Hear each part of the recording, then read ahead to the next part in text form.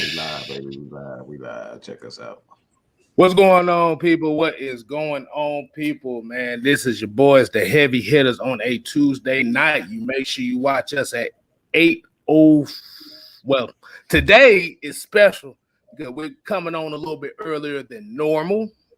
As your boy, I'm your boy, Six Man, aka KStylzz, aka the Beer Drinker. As you see, I ain't got no stage left or right to me today, but I got stage up left here. This is your boy, the minister, the calm before the storm, Jew, talk, sports. What's going on, people? And also, as you see right here, as y'all know, y'all love him, and some of y'all like to hate him. This is your boy, the mad scientist himself, Mad Mike Sports, the great one. Hey, man, people, how are we doing? We are on Falcons Saints rivalry week, so I'm kind of expected to see a couple Saints fans in here talking shit. This is what this rivalry is all about. Like I said, it's back and forth. Boo, boo, boo, boo, boo, boo.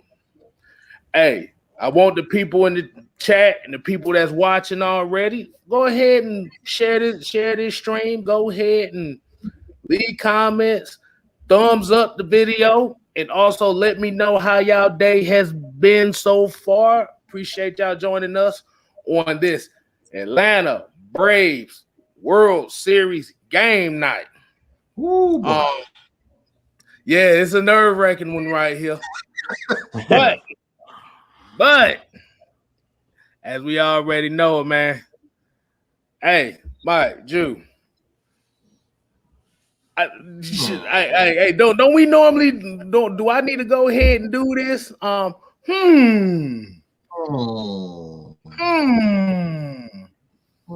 y'all don't know by now, we gotta do the real roll call, as y'all already know. And our real roll call, because I can't, like I said, if y'all notice the Lil Jon song, I can't say the real nigga roll call. I can't really say it like that. It ain't all just black folk watching the show. But you already know where it came from. So we got Joseph Thornton in the building. We got Tiv Sports and Gaming. We got Mark J or 504, aka Mark 504. We know who you are. We got Samuel Davis. We got ATM 534. That, like I said, that's one of our player partners in the game right there. Y'all better be on y'all best behavior. We got J-Dog in the building. We got Pat Norris. We got Weezy B, Asia Green. Y'all make sure y'all show some flowers for Asia Green. Like I said, this is one of the main ladies outside of Miss Maggie T. She's one of the main ladies that's repping the Falcons, as well as Bubba Gump, Speed, Falcon for Life. We got Carrie Calamia in here. She's another one of those female Falcon fans that come in here and show some love. Y'all show some flowers for her as well. We got Ghost Peppers. We got Low Ski. We got Atlanta Nation. We got Jamarius 58, Gilliam. We got Leo 123. I mean, I say, goddamn, y'all coming in heavy today, man. I can't shout all y'all out right there. We was going through the whole video at the end of the damn day. We got Dre True Statement. We got Mario Brown. We got Delay J, Reggie C2K, hey, Trauma Locks, and Jonathan Bell. And we're going to do a couple more here. We got Michael Walker. And we got Rob. Man, what's going on, fellas, man? How are we doing this evening?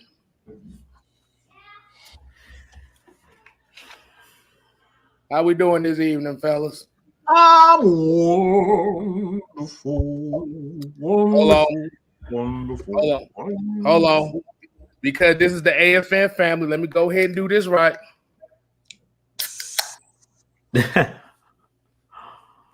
Yeah. As you know, I'm the bad influence in the whole group because I drink beer online, so I don't give a fuck. It's all good. KStylzz, I got the holy water for us. We good. You got the whole. Hey, that's why. Look, that's why you the minister, man. You got. Hey, they expect some.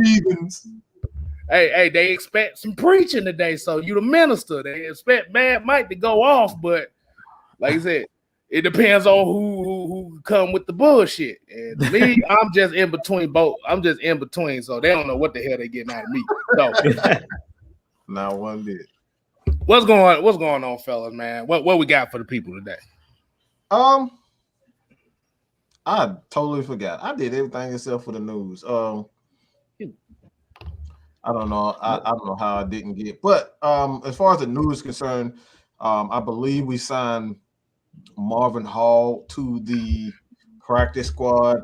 It was also, as a matter of fact, let me just stop being lazy and just get all the news right here. Marvin Hall. There's something else I wanted to talk about. And I think this is important. We'll just go with that first. I'm gonna just go with this first because I think this is important to talk about. And I'm just gonna totally ad lib, and it has nothing to do with Atlanta Falcons. But there was a incident that happened today, as far as Alabama wide receiver Henry Ruggs. Unfortunately, he was driving under the influence, and a passenger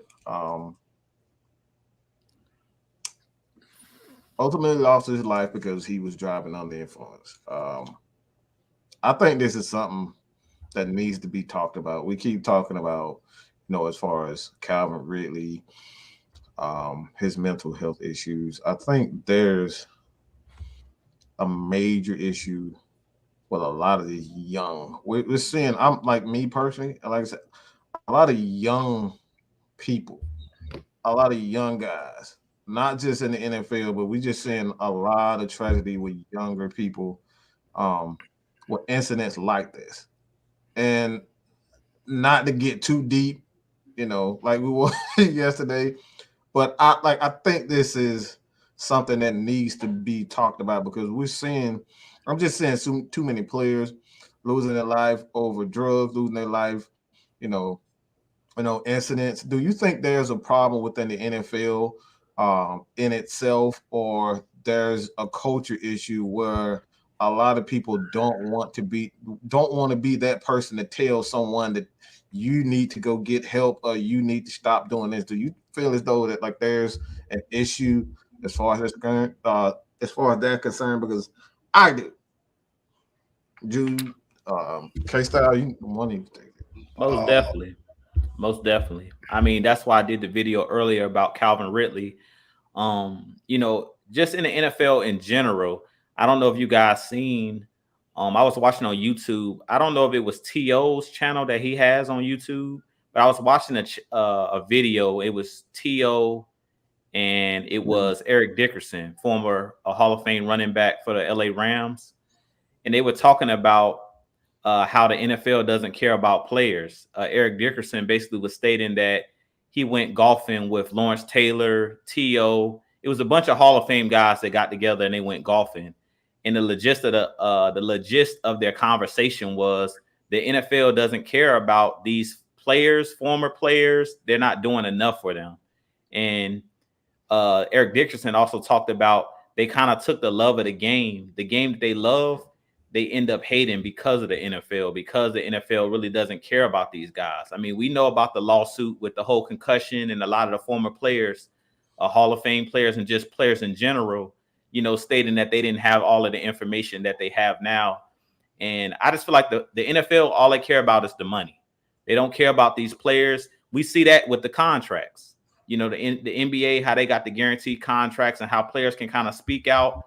It's like they want to control these guys, and all they care about is the next dollar that they can make.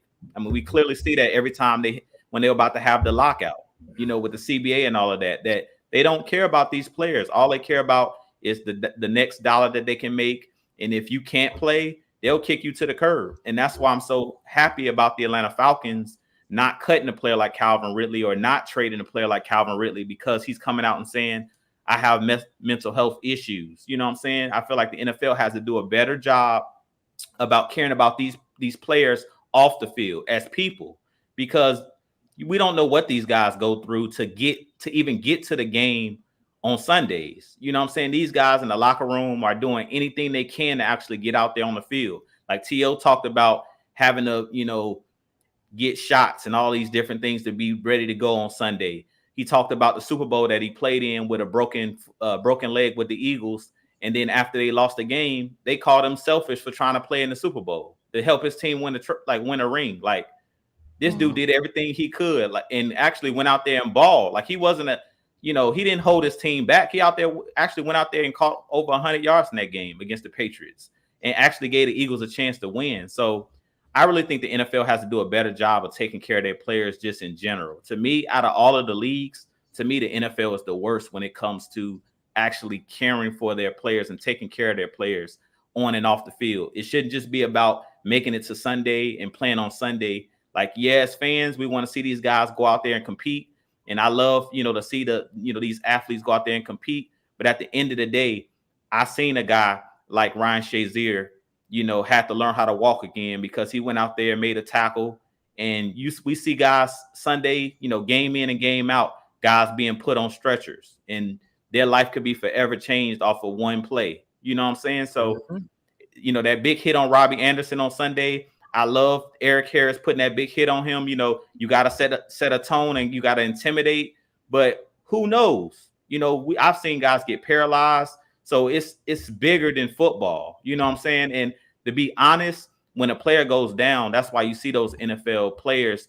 You see both teams all usually get down on one knee and they be going and touching the guy or shit, making sure that the guy's okay. Because at the end of the day, when you're not between those white lines, they want to see everybody. It's a brotherhood. They want to see these guys make it off the field, safely. And they understand that these guys got families to feed at the end of the day. We might wear different colors, but at the end of the day, it's just a game.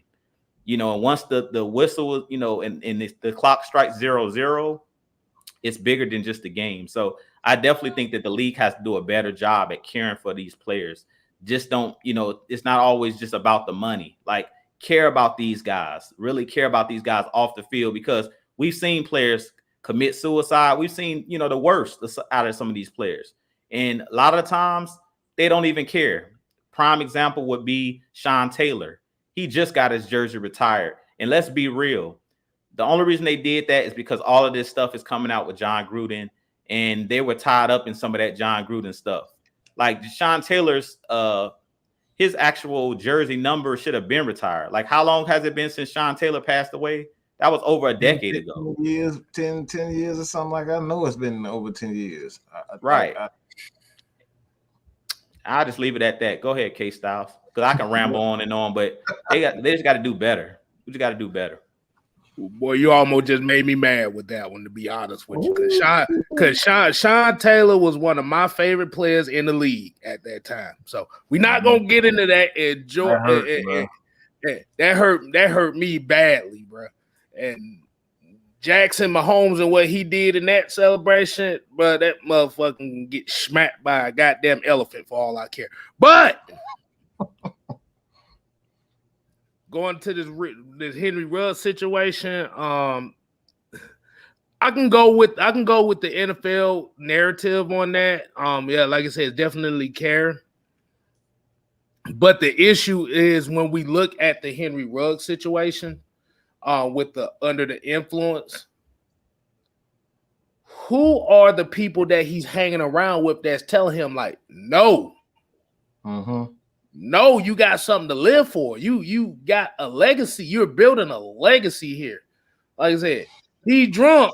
Take the keys away from him. Like, motherfucker, get him a Uber or a motherfucking Lyft, whatever, if he drunk as hell and he can't drive.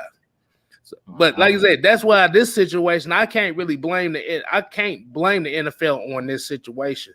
This is what we talk about with a lot of guys that are in positions to where they can make a lot of money, leave a legacy, protect their families and stuff like that. This is why we talk about the people that they hang around with that will not, I repeat, that will not tell them no because, they look at them as the meal ticket. As Falcon fans, we remember the Michael Vick dogfight situation. Like at the end of the day, as when he got caught up in the dogfights, like where was that friend or somebody that was associated with this guy to say, okay, no, dude, you don't need to be in this situation. Oh, you've been drinking? No, sit your ass down. Sit your goof ass down. You drunk. We'll take care of everything. But now you in a possible. We're basically going down a Dante Stallworth situation again. This is basically what it is. It's Dante Stallworth all over again. The difference was we've only confirmed that it's only one person that got killed in this. Dante Stallworth killed 4 people. What was it? 3 or 4 people. It was somewhere around there. Yeah. But yeah, like I said, you cannot, like I said, as a young player in this league, where was the mentors to teach to get this guy to be like, no, you cannot do that. You, like I said, really, you, like I said, and I kind of blame the culture for everybody that that likes to party. Like I said, ain't nothing wrong with partying and going into clubs, but the thing is, you have to know your limit. And I know I sound like the wrong messenger for this thing because I'm drinking a beer while we goddamn doing the show. Right. Biggest difference is you got to know your limits. This is what we tell. This is what I'm gonna tell all the young cats that might be watching this show. Like I said, ain't nothing wrong with living your life. Ain't nothing wrong with partying, having fun, wooty dooty doo. But you got to know your limit. You got to think. I got a lot to lose here. And I got a lot to lose here. And yeah, and like I said, yes, I'm at home drinking a beer. I'm not gonna drink and drive, and plus, I don't drink that often. So, like I said, y'all may be surprised by saying that I don't drink that often. I don't drink when I go out. That, like I said, and that is called being responsible for your own actions. Because at the end of the day, and I will say this: what Jew and Mike been saying about the NFL. They're going to look at these players and be like, hey, you responsible for what the hell you doing outside of the game. And this is where the mentors, the leaders, the true friend, when I say true friends, the friends that are not going to let you fuck your life up over getting lit. Getting lit ain't always the best thing to do. So... Let me just say this before we go on to the next one. When it all come down to it, and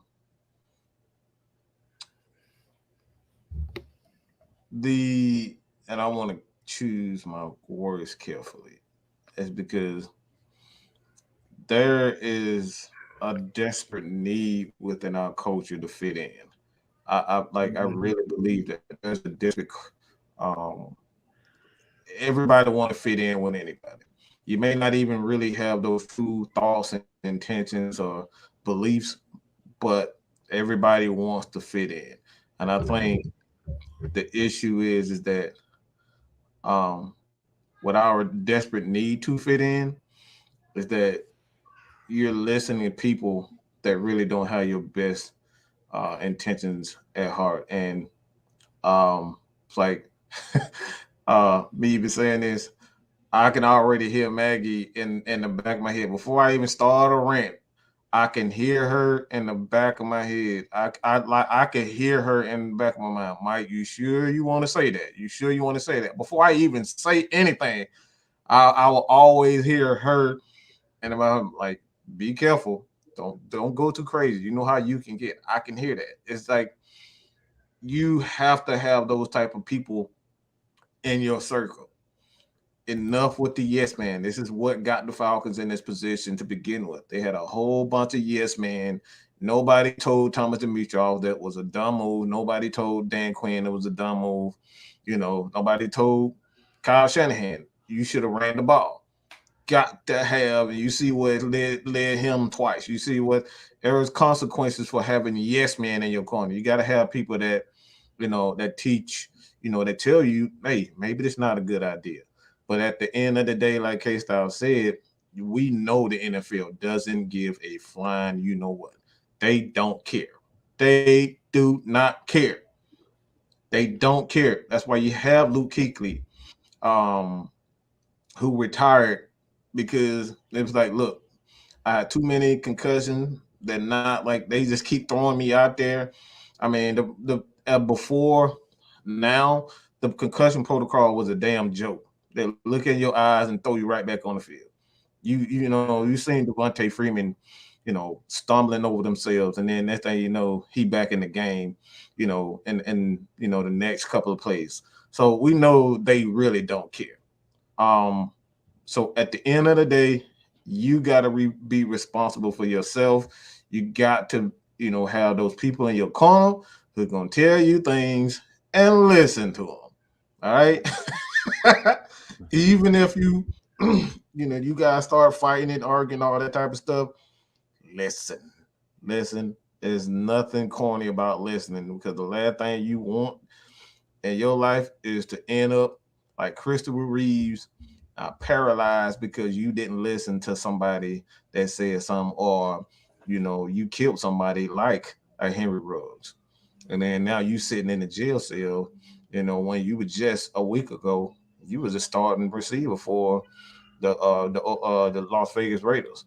That's the last thing that you want to do. And now he's regretting that because he did not listen to whatever himself, or he wasn't responsible. So like I said, I thought this was, you know, important to really talk about that.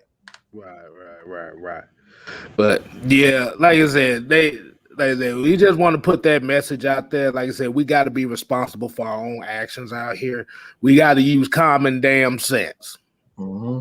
That's basically what it is. You got to use common damn sense. Mm-hmm. But let's go ahead and get into it.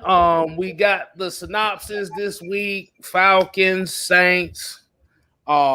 Saints came off a big victory against Tampa Bay. Like I said, unfortunately, Jameis Winston got hurt, torn ACL. He's going to be out for the season. Falcons, bad loss against Carolina. Nothing went right. So we got the tale of two different mentalities going on right now. You got a team that's going to be riding high, and you're going to have a team that is dealing with a whole lot of things going on right now. But as we know, with especially this type of game, I know we said it with Carolina last week because it's another division game. But Saints Falcons is a whole nother damn ball game here. This is if a lot of people don't know the history of these two teams used to battle for see who was not going to be the worst in the division. Going back to the 60s, the late 60s till now. Like I said, it's a pride thing that we got going on right now. So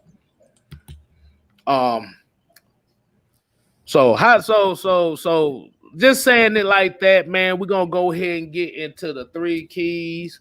We're gonna start with the Falcons' three keys, what they need to do and all that stuff. And let me see.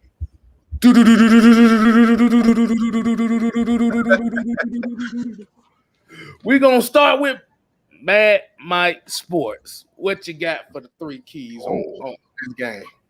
Damn, I'm used to coming in last place. Nah, man. See, the thing is, we're gonna do it a little different because since we got the minister here, we gotta let him come in and close it out. Okay. So he can spit that straight fire. We all spit straight fire, but with the minister, y'all gonna put some holy water in the chat room for him. So go ahead, Mike. What you got for him, man? What three keys that the Falcons need? The first one, that was a key matchup for me. And I've actually seen so much more, a lot of progress from this particular lineman. And this guy is probably not who you may think. This guy is actually Caleb McGarry. So Caleb McGarry is going to go up against Cam Jordan. Now, those guys have had a back and forth. You know, they've had a back and forth. I want to say matchup, but like it's almost like Tyson Fury. You know what I'm saying, against Deontay Wilder. He get the first knockout, then Caleb McGarry, he come back with a knockout, and then you got Cam, he come back with it. So I'm really interested to see how Caleb McGarry is going to go up against Cam Jordan. So that's the first one to keep. I think this is a good matchup because Cam isn't a guy that uses a lot of speed. So he's going to have to put up his big boy pants to play up against Cam, because Cam, he's a power rusher. He's a Michael Strahan. He's one of those guys. He's a JJ Watt. These guys use their power moves to kind of overwhelm you throughout the game. So the first one is obviously Cam and Caleb McGarry. The second one for me that they're going to have to stop Alvin Kamara. Alvin Kamara is right now, he's on an absolute he's on a tear. He's catching the ball, he's running the ball well.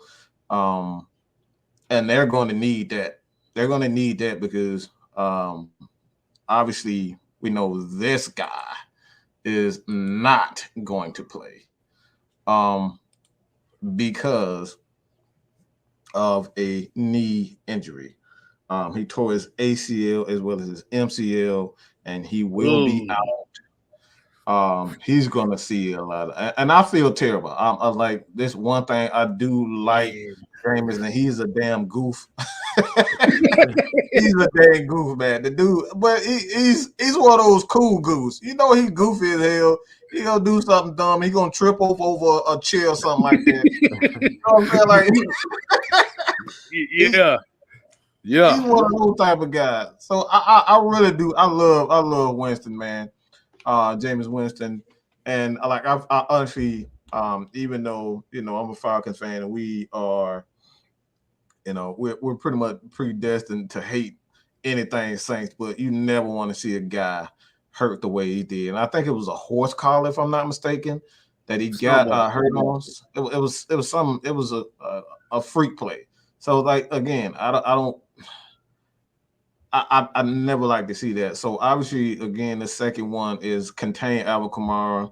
I believe they got Mark Ingram back, and those guys. It's going to be that 1-2 punch. So I'm glad I kind of ran into this third one.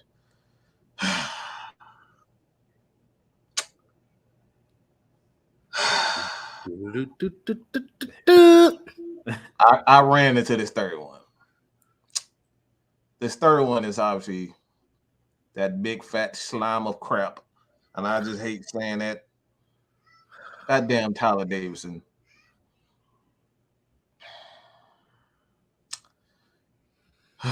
Lord Jesus. Hold on. Wait a minute, Mike.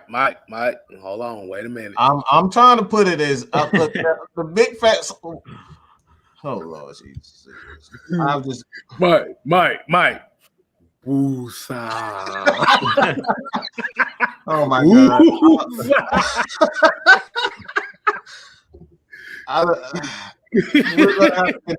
We're gonna have to contain Alvin Kamara with those guys, but we're just gonna have to stop the run. That third one is obviously stop the run, and it starts up front.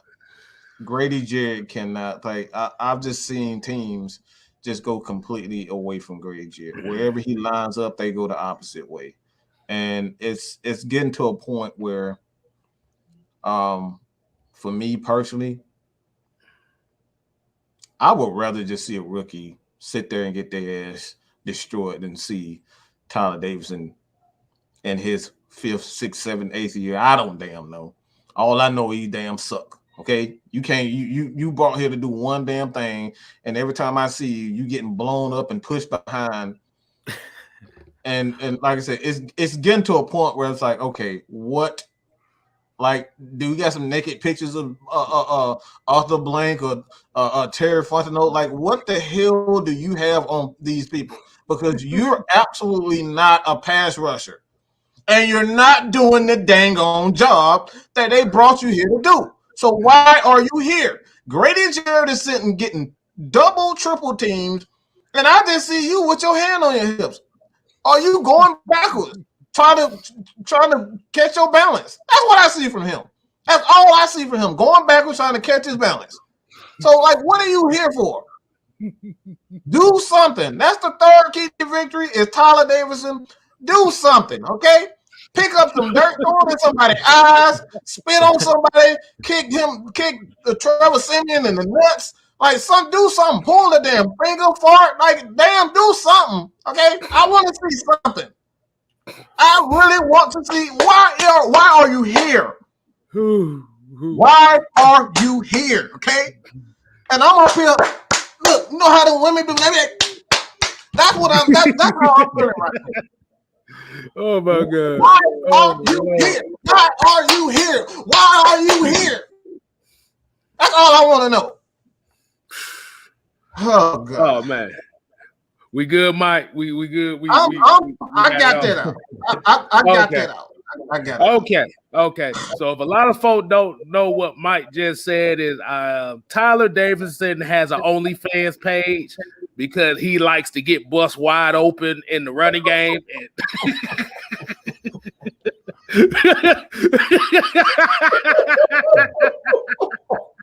All right, man. I was just drinking, boy. Oh boy, y'all about to see juice all over the damn camera, boy. Boy, we about look. We gonna call him Brittany Reiner in this bitch. That's what we gonna call him. Oh my goodness! Oh shit! Oh, man, yeah. Oh my goodness! Okay, my bad, y'all. My bad, y'all. Let's get serious for a moment. My first key for this game. Oh God!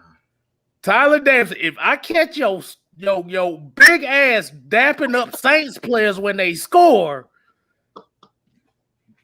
your ass just need to ticket down to New Orleans and get signed by them because ain't no way in hell.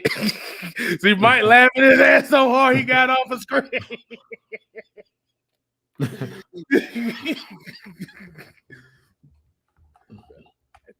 No. Yeah, no, but for real. We got. I'm good. Okay. I'm gonna be for real though, boy. I got enough of them Tyler Davidson jokes, boy. Bruh. Y'all remember Black Tail Magazine? He was the guy. The way he played, the way that he played, he the cover model for that shit. Cause that's all they did was let it all get wide open and shit. So, but the first key of victory, these motherfuckers be looking like, what the fuck is you talking about? Yes, motherfucker, back in the day. Open the internet, all right, y'all. Yeah, exactly.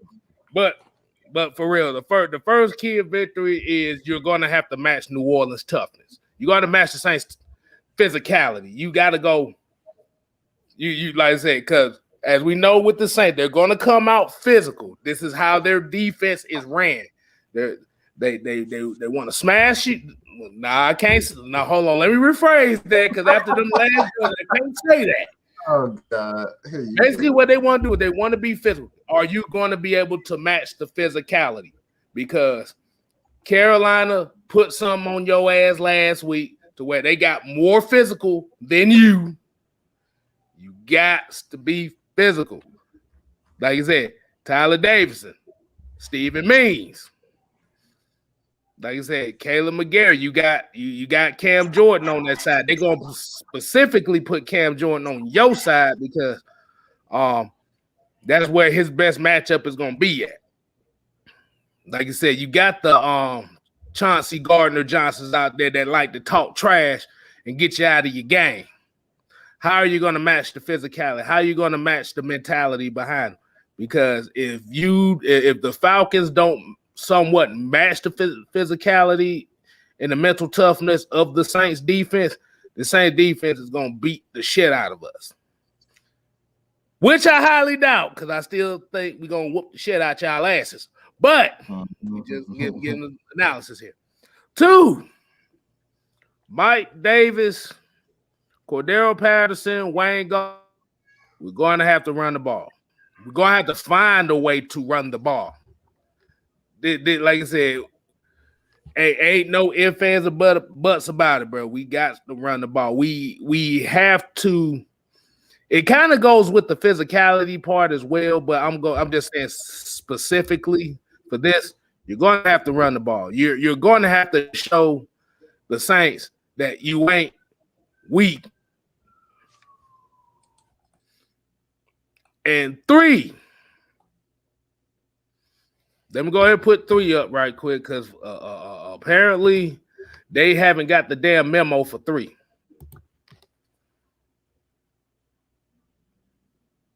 $60 fucking minutes, which means you got to play the football game for 60 minutes, which means if you get out on the first drive to set a tone, you cannot kick field goals. You got to score touchdowns and send a message. And you have to send a message for 60 minutes. It can't be for 10 minutes. It can't be for 20 minutes. It can't be for 30 minutes. 60 minutes of football. That's all I got. And Jude, my 3 keys, the way y'all talking, I think they might say I might need some holy water from the shit that I was saying. So, Go ahead, Jude. What you got for him? Look, before I get my 60 minutes, my son trying to make a cameo. I already see. I already know. What's up? Make a cameo. We live. What's up? Want to say what's up to the people? Shut. Name Joshua. Hey. Oh, really? John Cena. Don't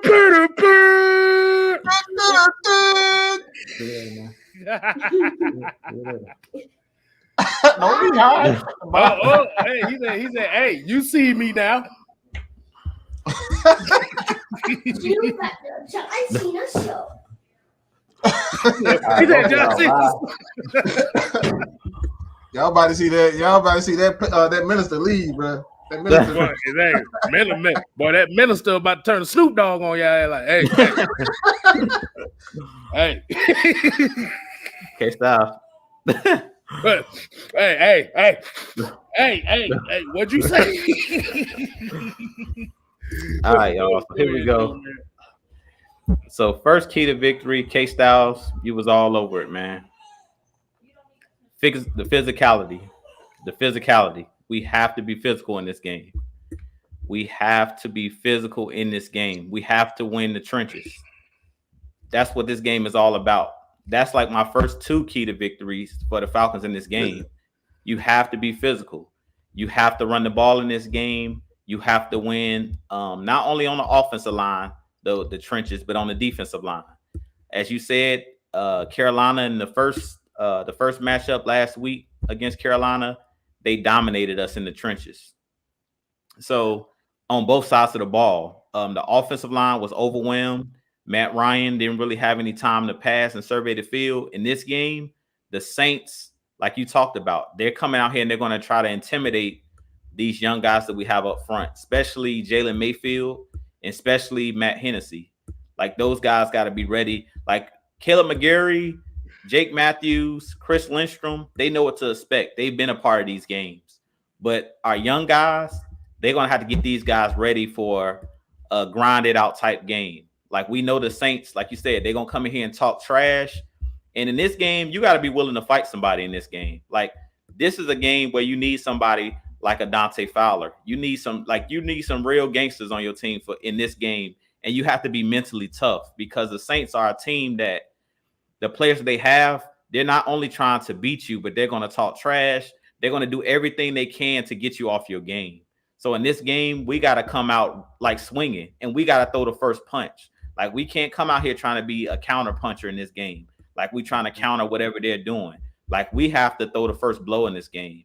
So if I'm the Atlanta Falcons, I'm receiving the ball. Like, I don't know if you guys noticed lately, we've been deferring. If we win the heads and the coin toss, we have to go down and set a tone. And that means get the ball, go down there and punch it in the end zone. And hopefully it's a running touchdown where you get on their goal line and you punch it in like we did at the end of the game in London, I think against the Jets, where we punched it in with Mike Davis. Like, it's just something about being able to run the football. And we seen it last Sunday with the Carolina Panthers. Our defensive line and our defense looked demoralized because they literally just ran the ball down our throats. So in this game, we're going to have to come out running the football, showing that toughness. And we know that Arthur Smith, that's his staple of his offense, is running the football. So come out and set that aggressive tone that we're going to run the ball. On defense, I'm not going to even mention Tyler Davison's name because he's a disgrace. So I'm not going to even mention him. I'm looking for Marlon Davidson. I need more out of Marlon Davidson. He's a guy that played at Auburn. You guys know I'm an Auburn Tiger through and through, but he has to step up because he was the guy that they drafted to be the guy that plays next to Grady Jarrett. He was the guy that was supposed to take Tyler Davison's job. So it's time for Marlon Davidson. He's going to have to step up in this game. Steven Means, we know what he is. Just set the edge. Ogundeji, he's a guy that's played very well so far this season. Ogundeji, in this game, we need you to come out with a sack in this game. You're going to have to be that guy. What I'm looking for out of Ogundeji, though, in this last game, I kind of watched what he was doing. He has to mix up his pass rush moves. Like, he's good at extending his arm and trying to, stretch out and use his length, but he has to get a counter move where he can, get on, counter the moves that he's doing, because he's basically just doing one move over and over, kind of like Tat McKinley, just bull rush. He's going to have to do something to counter what he, give a counter move to the offensive line for the Saints. But I'm looking for Marlon Davidson, Grady Jarrett. I'm looking for those guys to step up. Mike Pennell Jr., he's a guy that also, he's going to have to step up. I'm liking what I'm seeing out of Copeland. I want to see him get more snaps as well because he's been playing pretty well. Shockingly, he's playing a lot better than a lot of guys that's getting, to me, more snaps than him. To me, every time I see Copeland out there, he's doing a good job. He's in the backfield making plays in the running game. So we need as many guys as we can on the defensive line to stop the run. It's going to be huge in this game of stopping the run. So that's my second key to victory. Well, really, it's my first key to victory and second key to victory is run the ball and win the trenches. Because to me, if you do that in this game without Jameis Winston, we already know that they can't beat us with the pass with Taysom Hill. We played against Taysom Hill twice last year, and they pretty much just quarterback powered their way to a win and ran the ball pretty much. So in this game, they're going to go by the same thing that they seen last week. They seen that Carolina pretty much ran the ball 40-plus times. They're going to come out with the same exact game plan. So in this game, the first two keys to victory, stop the run the football, be physical in this game, throw the first punch. Then my last key to victory in this game for our Atlanta Falcons, it's going to come down to coaching. It's really going to come down to coaching. I believe in Dean Pease. I believe in Arthur Smith, but it's going to come down to coaching because Sean Payton, all of the games pretty much that they've played this year, they've outcoached the opponent. Like last week, the Saints are not as talented as the Bucks, but they was able to beat them because of smart coaching by Sean Payton. And we know that Sean Payton is very creative. And their defensive coordinator is pretty creative too, and he's just very aggressive. He's going to blitz you. He's going to have his team ready to go. So in this game, Arthur Smith's going to have to come out, and in those first couple plays where you have those 15 plays that's unscripted, or scripted plays where he's going to have to bring out a trick play. He's going to have to bring out something that nobody's seen all year. And to me, I want to see another formation that we haven't seen, like a wildcat. I mean, we have guys on our team that's extremely talented. Russell Gage can throw the football. CP can throw the football. We've seen Felipe Franks doing these little, like he's running side to side where he's looking like he's coming on some type of, sweep. I want to see them use him because I don't know why they bring him in the game if they're not going to use him. Like, don't bring him in as a decoy. We know that Felipe Franks has an arm. Bring him in. If you're going to bring him on a sweep or something like that, or on a flea flicker, let him throw the ball down the field. We know that Felipe Franks has an arm. So use this guy. If you're going to bring him in the game, you're going to have to do something in this game that's going to have to catch the Saints off guard. You can't come in here with a vanilla game plan and expect to beat the Saints, because the Saints, trust me, they're going to have some trick plays or something that we haven't seen on tape. So we have to do the same exact thing in this game. We can't just come out here and say we're going to do what we do. Yeah, we're going to have to be aggressive, but we also going to have to show some creativity. And in this game, that's what I need to see. Because when you have receivers that are not getting open, it's time for Arthur Smith as a mastermind and as an offensive, because he's an offensive mind, he's going to have to do something to get these guys open. We know that they're not as talented as Calvin Ridley. So create a play where we get somebody open. We've seen it in the New York Giants game, I believe it was, where we got the touchdown to Lee Smith, where they act like they were going to run the ball. The guy jumped over the pile and he just slipped Lee Smith right out in the open, easy touchdown. That was a scripted type play. That's what I want to see in this game. And when you get in the red zone, KStylzz hit on it. You have to score touchdowns. Like, you can't afford to kick field goals. And it's not because the Saints are going to put up too many points for you to keep up. You set a tone when you score touchdowns. You demoralize the opponent, and you put pressure on the opponent, because we want to force Taysom Hill to throw in this game. Just like I talked about when we played Tua, it's the same thing. We want to take the Saints out of their game plan, because their game plan in this game is going to be to run the football. And my last key for our Atlanta Falcons, because this is something that we struggled with for whatever reason this season, is the screen plays. The Saints are great at running screens. So we're going to have to be smart in this game and not letting Alvin Kamara and Mark Ingram kill us in the screen game. Because last week, they got a lot of screens that went for like 20 yards. And once those big guys get downfield, those offensive linemen, our linebackers are small. You know what I'm saying? So we don't want them to get up on our secondary. So in this game, expect Sean Payton to run the ball, and then hit you with a screen, and everybody floods and think that they've gotten to the backfield. And that's when he slips Alvin Kamara right behind you, Mark Ingram right behind the defense. And that's when they have a convoy of guys in front of them. And that's what Alvin Kamara does best, is that screen game. So we definitely have to look out for that in this game. And that's pretty much it. But it's all going to come down to being physical. As you talked about, KStylzz, the Saints are a physical team. So you have to match their physicality. If you don't, that you're going to get bullied. So you have to come out and throw the first punch. And you have to stand up to these guys. Mm-hmm. I want to get a couple comments in right quick. And Reese 803 South Kakalaki said, "What's up, AFN?" He said, "I caught it later, but great show other night for recognizing mental health awareness. That was important." And he said, "P.S. What's up, Lil Juke?" But yeah, I just want to go ahead and acknowledge that right quick, because yeah, we definitely are getting more into starting talking about other things, especially like when it comes to the mental health and like other aspects of the sports world and life in general outside of just Falcons, because I think we don't really see a lot of people really talking about stuff like that. Mike, I saw you had your hands up earlier, man. What you got for him? I forgot.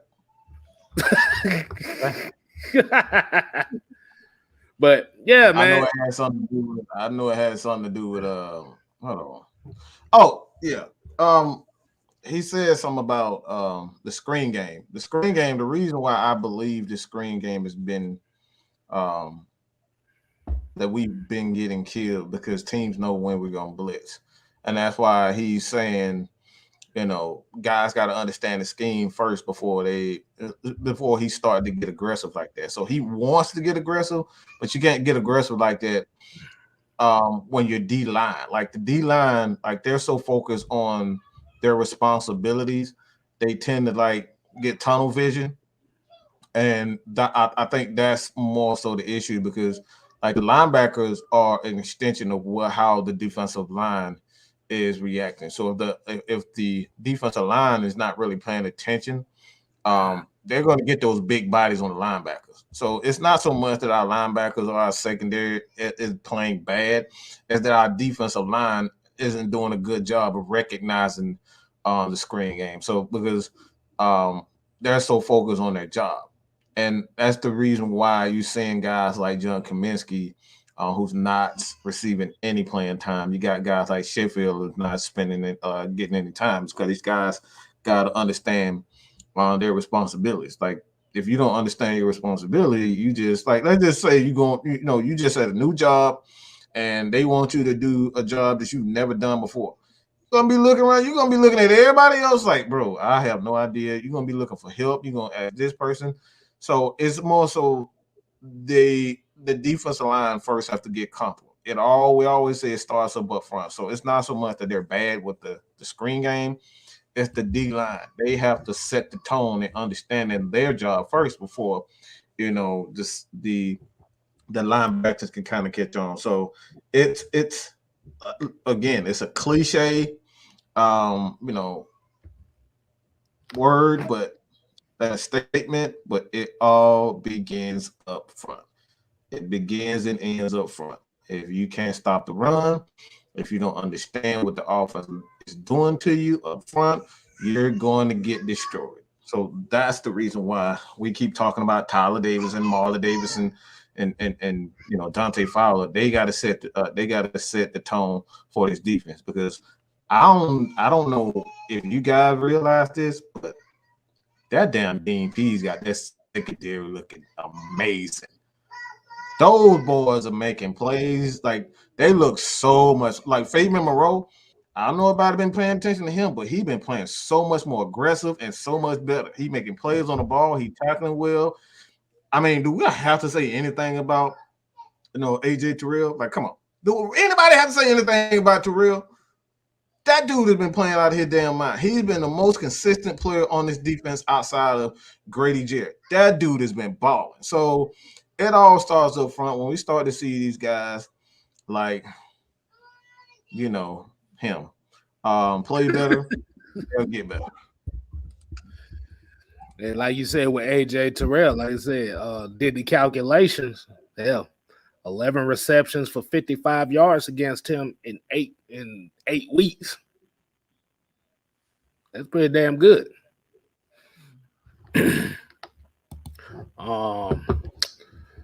Yeah, man. Yeah. Like I said, at the end of the day, we got the trend. Like, the trenches matter. At the end of the day, no ifs, ands, or buts about none of this shit. We can talk about quarterbacks. We can talk about wide receivers, DBs. At the end of the day, this matchup is all about the trenches. You can't get away from that. So hold on. I saw something in here that I saw a comment in here that I wanted to hit on, but like I said, well, it's already on the screen, but we're gonna hit this one. Like I said, missed tackles and piggyback riding for 5-10 extra yards. Every play is killing me. Yeah, most of that's coming from the damn defensive line. I don't know what's going on with that shit. But well, let's go ahead and get into what the Saints have to do. What the Saints' 3 keys of victory against the Falcons. I guess I'll go ahead and start with this one. The first key of victory: go and find Tyler Davidson and treat him to a 5-course meal. That's the first thing you must do. It might disappear again. I'm about to say, damn, Mike, you done disappeared again. Treat him to a 5-course meal. Now, but yeah, first thing you do is you want to establish the running game. And as you've seen the last couple weeks, as far as the running game, There's one weakness on the Falcons defense for that running game, and that's Tyler Davison's ass. You must attack him at any means necessary. Not saying y'all can't get outside, but you still attack Tyler Davison because he ain't stopped nobody. He had one good Pro Football Focus week this year, and I didn't even see that. Switch. Yeah. It was some bull. That's what we gonna say. Pro Football Focus. I don't give a damn about none of their rankings. Half the time they got bench players saying that they got the best grade in the goddamn game. Like, dude, he only played 6 snaps. and they lost by 20. How did that work?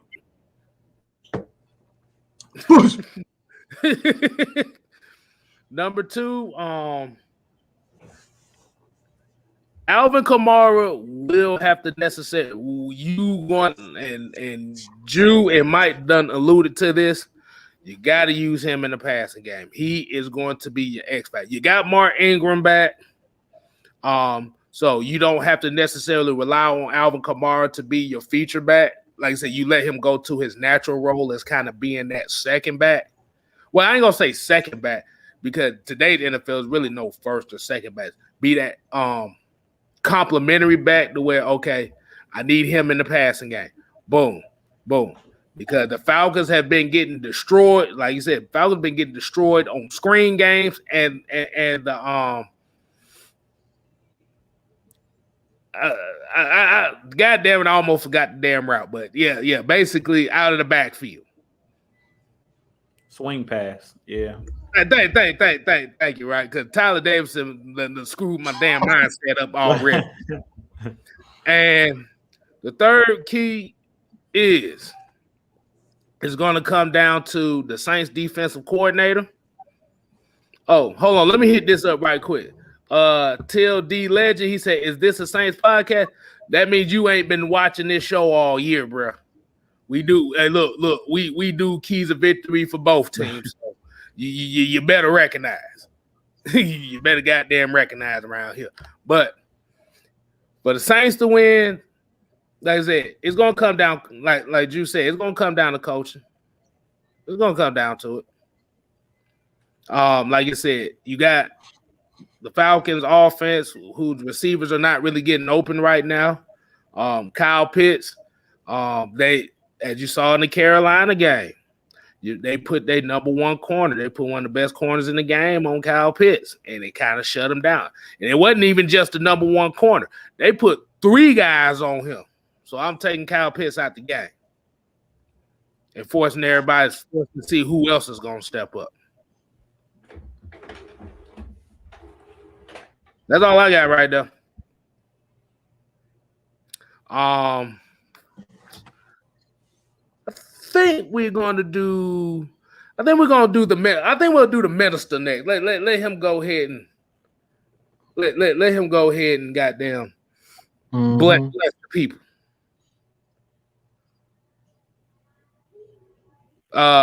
Jew. All right. So keys to victory for the Saints. First key to victory. Besides that, my bad. The Maggie T in the background talking about the first key of victory for the Saints is to lose. Go ahead, Drew. Well, you already talked about it, KStylzz. It's going to be the first key to victory is going to be to run the football, and that's going to be the first key to victory. Just to give you guys a sneak peek for every team that's facing the Falcons this year. To me, the Panthers gave every team this year the blueprint to beating our team. Is just run the ball right at the center of our defense. Like, don't run no stretches, no tosses. Just run a draw. Just run power eye right up the middle, right where, like you said, where Tyler Davison, where Grady, where our nose tackles are. Because we're not strong up the middle of our defense right now. So that would be the first key to victory. And really, that's for every team. Second key to victory will be Alvin Kamara, like you talked about. So we're going to say the same exact thing, KStylzz. Alvin Kamara, Mark Ingram.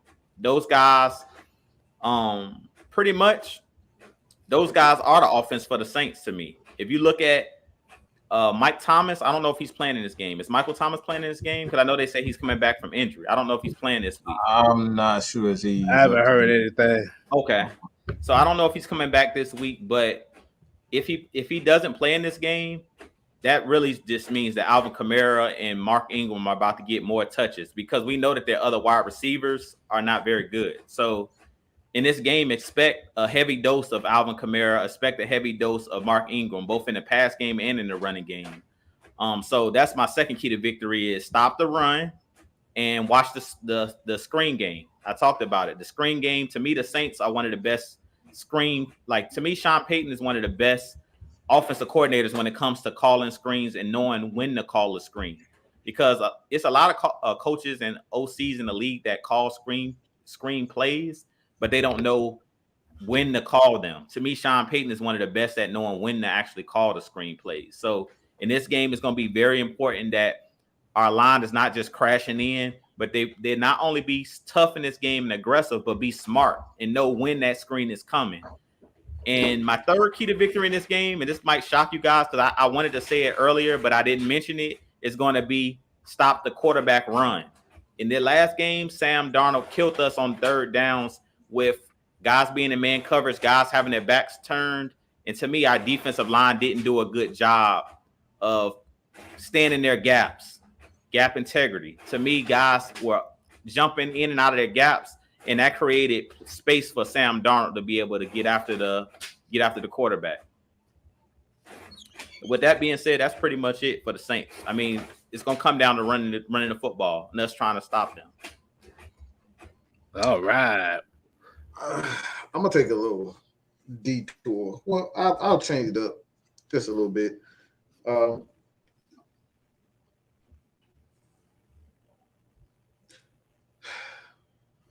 That key to victory is to be the Saints. It's just to be the Saints. And that's really not saying much. Pretty much because these damn refs gonna be all in their asshole. I'm sorry for saying that, but these refs gonna be all in their Saints ass. Okay, they gonna be all in it. They gonna give the Saints every call. They in New Orleans. All they gotta do is just be the Saints. They gotta be annoying. They gotta give the ball to Kamara, and they gotta run Mr. Fake Tim Tebow, because the refs are going to make sure that they have every opportunity and every. Well, look, at the end of the day, we know that the Falcons are not going to get a lot of calls. And like I said before, they stop. Come on, tie-dye. Okay, tie-dye. Stop. You know damn well the refs don't like y'all when you playing the Falcons. Y'all get every call, every single call. So at the end of the day, those guys gotta just be the Saints and do what they do, because the refs are gonna be on their side. There ain't nothing much the Falcons can do outside of just running the ball. So do what you do, run the ball with Mr. Fake Tim Tebow, get the ball to Alvin Kamara, and play bump coverage, because our receivers are very small. Outside of Kyle Pitts, our receivers are little. We got some little ass receivers. So y'all just be the Saints again. Run the ball with Mr. Fake Tim Tebow. Get a ball to Alvin Kamara and play aggressive in the secondary, because we have some small corners, or we have some small receivers, and I think your corners will probably match that. I think you guys will win that physicality. I don't know if y'all. Well, I know y'all can't match up with Kyle Pitts. That's just no way you guys will be able to match up with him. So you're gonna have to be physical with the other receivers, because ain't shit you can do about Kyle Pitts. Y'all have nothing there. Don't even try to say Mr. Grabathon. All right. You don't say Mr. Grabathon can handle him, because he can barely handle himself. So at the end of the day, that's three keys the victory, and I think we can kind of get to the next. This is a question that I have, KStylzz. This is actually a question that I have for y'all, and I think it's simple. It's simple, but I like a lot of people like. Let me just explain. I've been getting a lot of comments to say, like, a lot of comments. A lot of people say, "Oh, you suck, you suck, you suck. He suck, they suck, we suck, we suck." So the question that I have for you guys is, what the hell is your definition of improvement? Because if everybody suck, you win 3 games. I mean, there has to be some type of improvement. The Falcons they're 1 win away from, tying their win total from last year. So if everything sucks, then how do you win 3 games already? If everything sucks, how do you win games? What's your definition of improvement? Because I have no idea, because my definition of improvement is seeing the necessary adjustments from the coaching staff and seeing how the players react to those adjustments. So what are you guys' definition of improvement? A lot of people in the chat, let me, you guys comment also so we can kind of, put on the screen and see what you guys think. But what's your definition of improvement? Definition of improvement.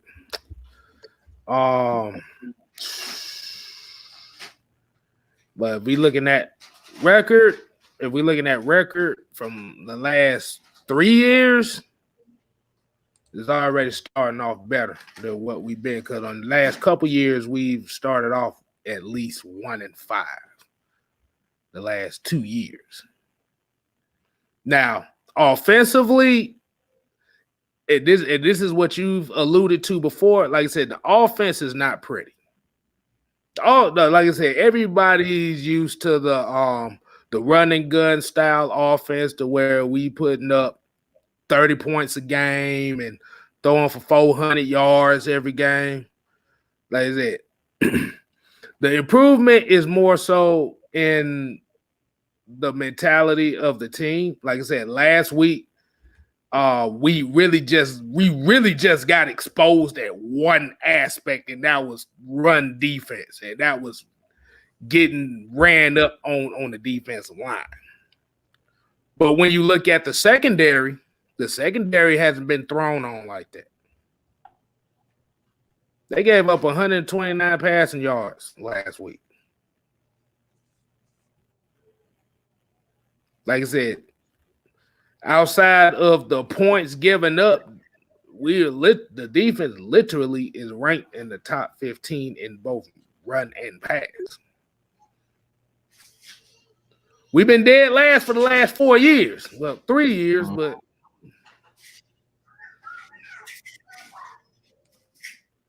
but I think it's more so of suck, because like you said, it's not the passing offense that everybody's so used to seeing from the Falcons. It's more so of a balanced offense where you don't see, well, like I said, because if we look at Matt Ryan, and his average per completion is right around like 6.8-ish or something like that.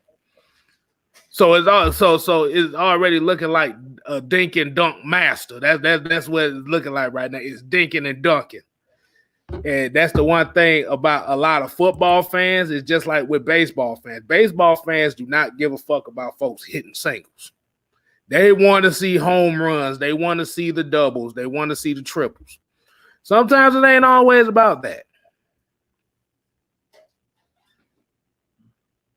Like I said, we haven't seen too many penalties this year. Really on both sides when you think about it. So you're seeing that. So, yeah, the defense, like I said, the defense was in the top 15, but the problem is, and like you said, with the improvement, the only problem is like, especially with the defense is still right around that bottom of the league of giving up points. So that comes, like I said, that comes with a whole different stuff going on, whether it be offense, not holding drives, and special teams not doing what they're supposed to do. So you're seeing in these games that they're not getting blown out. They're not giving up so much. We're not losing games on one play.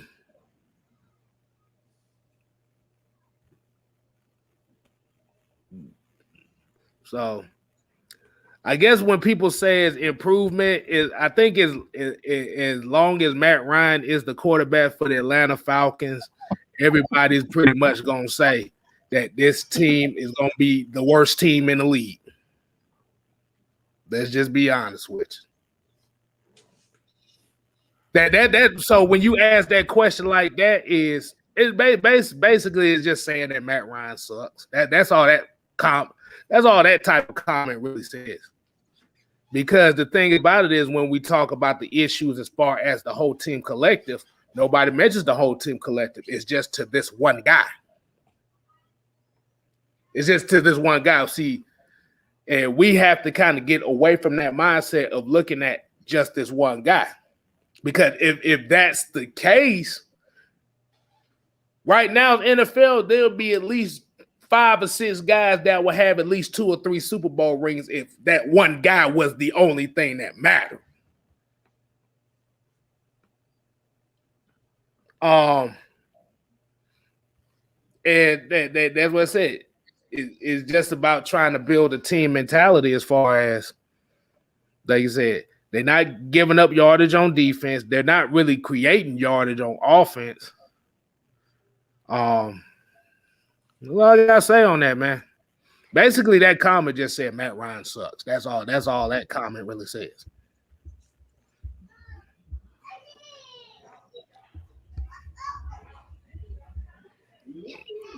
What was up? Drew?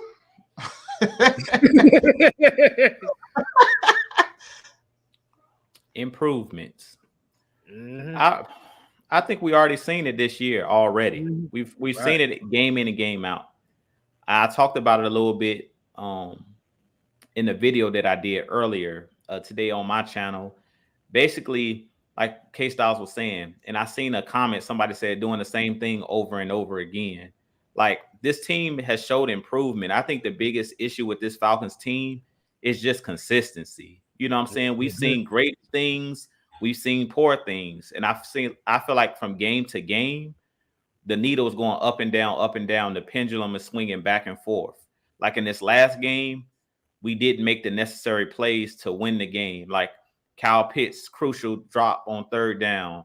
Younghoe Koo's missed field goal. Like the 3 to 4 plays I talk about, you know, that win or lose you the game. You know, we didn't make those plays in this last game. So it's mainly consistency, but I've definitely seen improvement. Like just leaps and bounds in this season already from game 1 to what we in week 7? What's this, our 6th or 7th game? I think we're 3 and 4. So this is our 8th game. Right. So for it to be our 8th game this season, I've definitely seen improvement. If you go back and watch that Eagles tape, it was horrible. Like the offensive line was so bad in that Eagles game. I came on the after show and stated, maybe we shouldn't have taken Kyle Pitts with the first pick. Maybe we should have took an offensive lineman because the offensive line looked that bad. Like Jalen Mayfield looked lost. Matt Hennessy looked lost. They looked like they couldn't hold up. They looked soft as toilet paper up front, like they were just breaking through the line and Matt Ryan was under siege. But I definitely feel like this team has improved. This team is showing improvement every week. We've seen leaps and bounds. And pretty much, like KStylzz was saying, we've pretty much been in every single game. The only game I'll say that we kind of got blown out was the Eagles game. Other than that, every other game, and I'll say in the Buccaneers game, but even in the Bucs game, they basically went crazy in the 4th quarter with those interceptions off those tip passes. At one point in that game, it was 28-25 late in the 3rd quarter, or early 4th quarter. So we really played them to the wire. So all of these games that we've lost, it's like you 1 or 2 plays away from winning the game. The game in Washington, Debo makes that tackle, we probably win that game.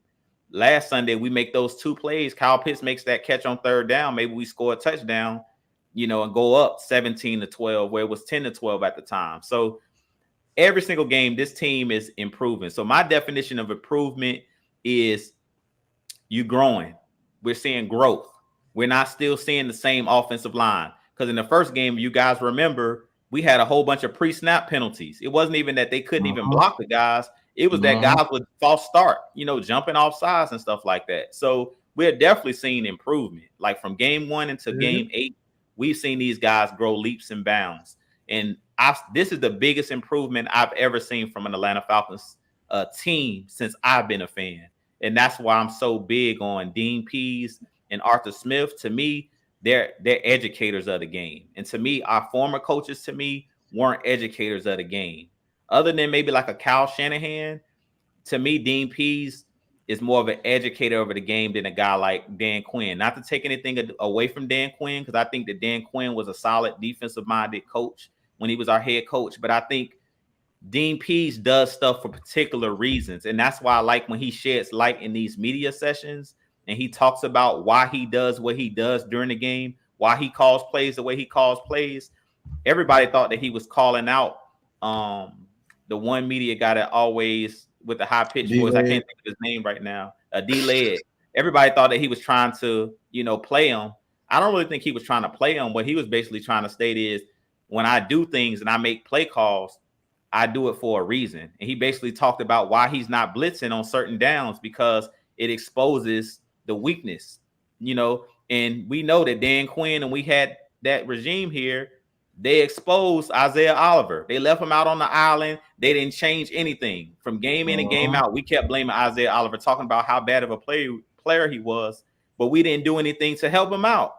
We didn't move him inside. We didn't do anything. We didn't blitz. We just sat back in cover 3, left him out on the island. We didn't put a safety over top. We did nothing to help him. So one thing I like about this coaching staff is even they're improving. Like you heard Arthur Smith say in the first game, I made a mistake.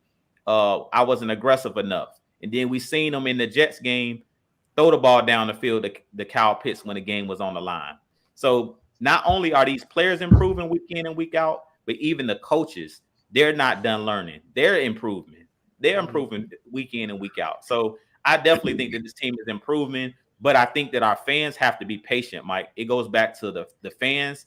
We have to be patient. You can have high expectations. Like I said that this team is going to make the playoffs, which to me is high expectations for a coaching staff in their first year. But even with high expectations, you have to be realistic as well and be fair to these coaches and be fair to these players that it's not a microwave type growth where you're going to go from night to day. Let it play out. We have to let the season play out and see what these guys do, because I've seen within the last 8 games, these guys have grown leaps and bounds. So let's just let it play out. Let's see how these guys, are they going to learn from their mistakes? And we're going to learn a lot from this game against the Saints. We're going to see if the play calling is the same, and we're going to see if we lose the exact same way we just lost to the Panthers, or we're going to see if the proper adjustments are made. Right. Let's kind of get. I want one comment that I want to talk about real quick before we get to Q&A. But this is a question, comment. I don't understand the Julio Jones shot. While Julio was there, it was the best time of franchise. Also, while you're talking, taking a dig at Julio, you're basically taking a shot at Matt too. He was the one throwing on the ball, so he's not flashy. Doesn't make sense. The reason why I wanted to talk about this is mainly because there's a misconception that we're taking shots at guys. It's not taking, like, we got to stop being so sensitive at the end of the day. Just because guys, and this goes out to players also, like players got to understand that they do have weaknesses. Just because you're in the NFL doesn't mean you don't have weaknesses. Just because he's one of the greatest wide receivers in the history of the game doesn't necessarily mean he doesn't have weaknesses. Go back to Matt Ryan. I mean, every goddamn video, even if we're not talking about Matt Ryan, y'all let us know that he got a noodle arm. Every time Matt Ryan doesn't have a noodle. I'm calm, KStylzz. I'm cool. No. I was gonna say something on that. Cause I Go ahead. No. I was this just real quick. But like I said, these are the same people that act like we have a Matt Ryan dedication video going around. Ain't none in the archive. So the one thing about that's messed up too is we can have a whole show about everybody else and something serious, but if Matt Ryan comes up, that's the only thing they're going to look at, because we can tell when, and I'm just going to say before I let Mike get to, we can tell the people that come in here that look for the Matt Ryan talk, because they never show up unless Matt Ryan's in the goddamn title or Matt Ryan's in the thumbnail. If Matt Ryan's in the thumbnail of the title, there's certain names that only pops up around that time. But when we talk about everything else, ain't nowhere to be found. Just remember that. Go ahead, Mike. But like I said, it's not a dig at Matt Ryan or Julio. It's just the truth. We talk about ugly football all the time. When was the last time a pretty football team actually won a championship? Let's just take the time to think about that. Good gosh, why the hell is my nephew so quiet? At the end of the day, we talk about the Rams. The Rams, the greatest show on turf. We used to say that Peyton Manning was the weakest. His team was weak, and they were just pretty teams. You go back and look at that Patriot team that scored all them points, and Tom Brady had 50 touchdowns, and they still end up losing. He won MVP, and he still end up losing. That was a pretty team. A lot of these teams that we perceive to be, one of the greatest offenses of all time, it's very few that actually go on to win championships. So we go back to the Atlanta Falcons. One of the greatest scoring, I think there was at the time, they were the third highest scoring offense in the history of the game. And that did us no good. We did not win the championship. Why? Because we got pretty. Let's just be honest. We got pretty. We got saucy. We start damn twerking. All right. We started twerking before the damn game was even over with. Let's just be real. Throw that ass in a circle. That's what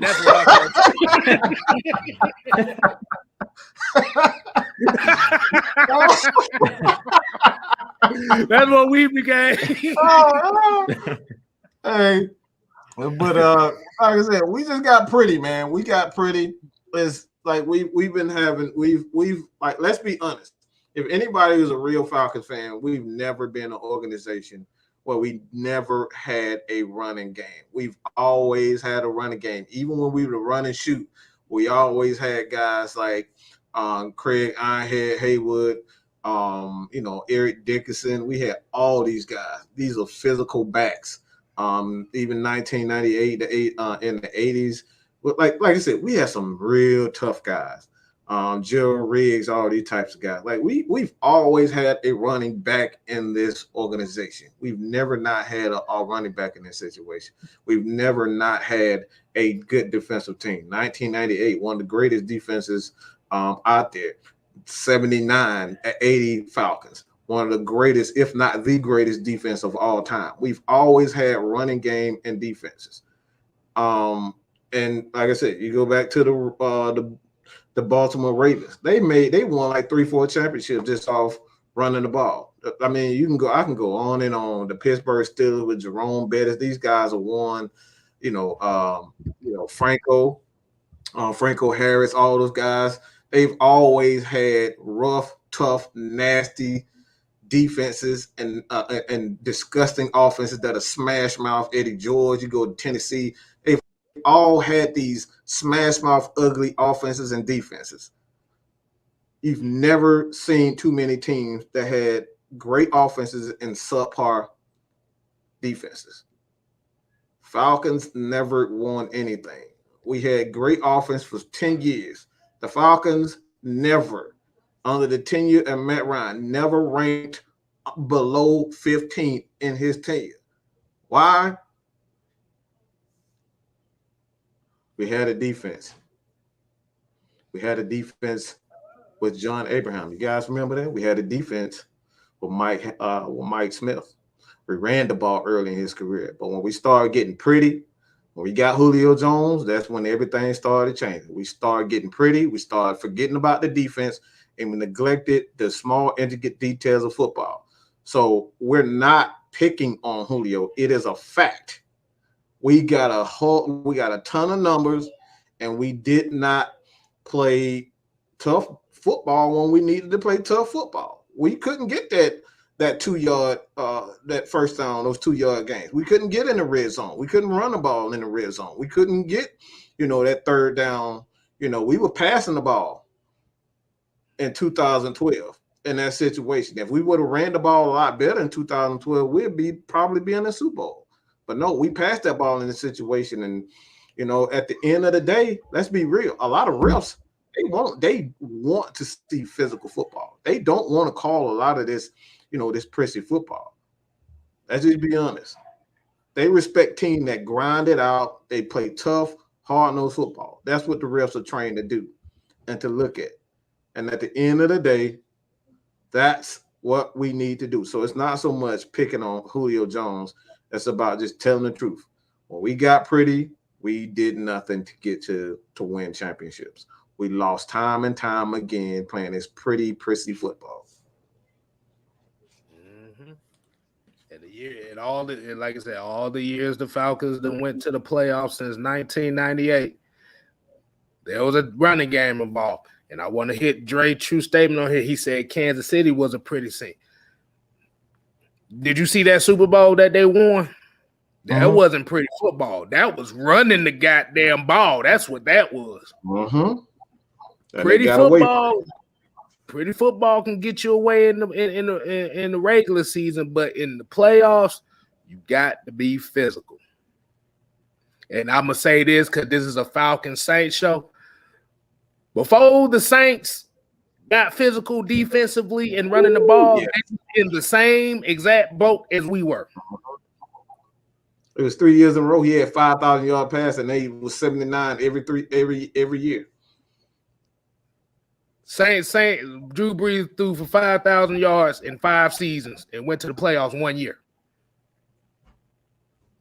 So, like I said, at the end of the day, like I said, we can be enamored with the fly passing yards and 4,000 yards and 60 touchdowns and like, oh shit. Hey, this is a high-powered offense. When them playoff times come, there's 2 things that matter. Can you stop the opponent from scoring? And can you run the clock down? So, I don't know why my thing freezing up, man. I don't know what the hell. I think Dirk Cutter done got mad at me again. You know it. Yeah. And also, and I'm gonna get this comment too. And like I said, this is how the Panthers built their they had defense and running the damn ball. It wasn't always about pass. Like I said, you can get good passing numbers, but if your offense is predicated on balance and your defense is predicated on being physical, that's how you win championships in this league. The Patriots was 17-0 going into 2007, and they lost to an 8-8 New York Giants team that barely scraped by because they played defense, they ran the ball, they just stopped New England from goddamn scoring. And shouts out to Twisted Torch TV. Y'all make sure y'all show him some love in there. Make sure you subscribe to him. That's AFN family as well. Why am I freezing up? I'm dead ass serious. Why the hell am I freezing up? Yeah, but like I said, that's the thing about it. At the end of the day, we can pass all day, but the best teams in the NFL do one of 2 things: they prevent you from scoring, and they know how to run clock. And well, 3 things, and they score in the red zone. Exactly. I mean, y'all said it all, Mike and KStylzz. Like when it comes to NFL football and football in general, we talk about the trenches, being physical, running the football. When it gets cold in January, you in the playoffs, you have to be able to run the ball. You have to be able to control the clock, like KStylzz was talking about, and that's what we've seen. Out of the Patriots in that Super Bowl against the Falcons, and that's what we've seen this past Sunday with the Panthers. The Panthers had 22 more plays than we had on offense because they were able to run the ball, control the clock. They held the ball for 11 more minutes than we had it. So those are the small, intricate details that people don't look at. And Mike talked about it. Those Colts teams. Early on, Peyton Manning could never get past the New England Patriots. That were the more physical team, the team that would grind it out, would run the football with Corey Dillon, would run the football with Kevin Falk and those guys.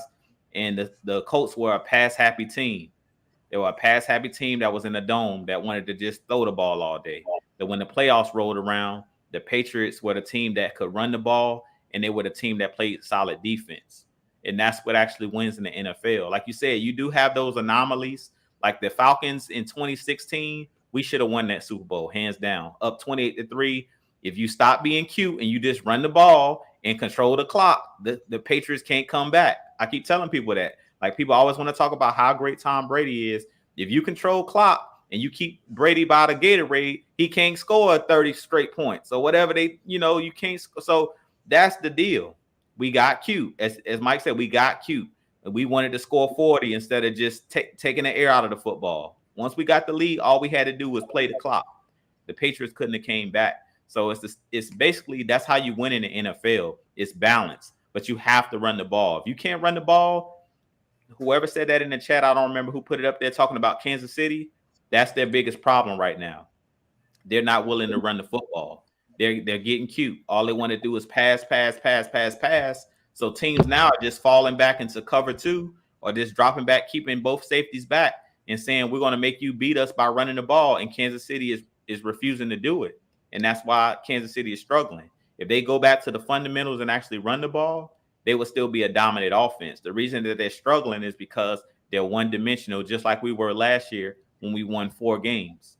All they're trying to do is pass. And it's hard to win football games being one-dimensional. You have to be able to do both. You can't be one way. You can't even be run either. You have to be balanced. If you look at the Ravens with Lamar Jackson, that's his biggest problem. Boy, why they keep what's going on, KStylzz? Why they doing you like that? Bro, I told you StreamYard hates me, bro.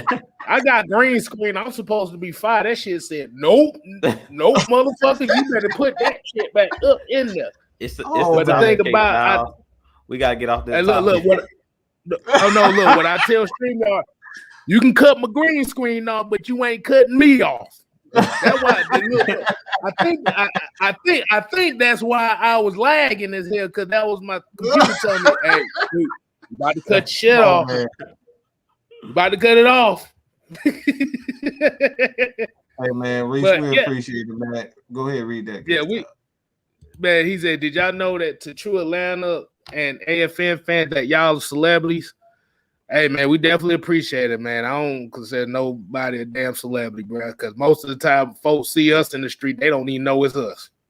We went to the open practice. We went to the open practice, boy. Them motherfuckers looking at us like, I know them, niggas, but who are they? I don't think they wasn't. I can't speak for everybody, but they were looking at us like, I don't think I want to approach these guys. Like that's the look. That's the look that I was getting. But hey, man, I don't. Look, at the end of the day, man, yes, we are absolutely. I'm gonna just say, from my standpoint, I think I can speak for everybody, but we probably look up to you guys, and we thank you guys more than anything, because like I said, man, it's like you guys took the time out to believe us, to believe in us. You take the time out of your day to sit down and watch You know, and even tell your friends about what we do. So at the end of the day, man, y'all the real celebrities. Y'all are the real y'all the real MVPs at the end of the day. Because like I said, we say it all the time, but we're nothing without you guys. Right. Yeah. You said to true Atlanta fans and AFN fans, yeah, we're celebrities, but to the average Falcons fan, we demons to them. We demons to them. Matt Ron sucked, goddamn. What the hell you mean? He needs to go. Exactly. He talking about Matt Ron sucked. Exactly. But like you said, this is the channel, like I said, and you see that's in the chat. We got Saints fans, we got Panthers fans, we get fans about all other teams that come in here and scope us out, man. Like you said, at the end of the day, this is all football conversation. And like I said, and going back to what you were saying about when we was talking about like with cultural changes, like just look at the NFC South tells you everything. Look at Tampa Bay. Well, before Tom Brady got there, Tampa Bay had a top 5 offense, top 10 defense, but they wasn't winning no more than 6 games a year because they kept turning the ball over. Small little intricate details we talk about all the time. They ain't turned the ball over like that last year. They won the Super Bowl. Falcons' problem is our defense ain't been that great. It hasn't matched the offense. You win championships by running the ball and stopping your opponent from scoring touchdowns. That's how you win championships in this league.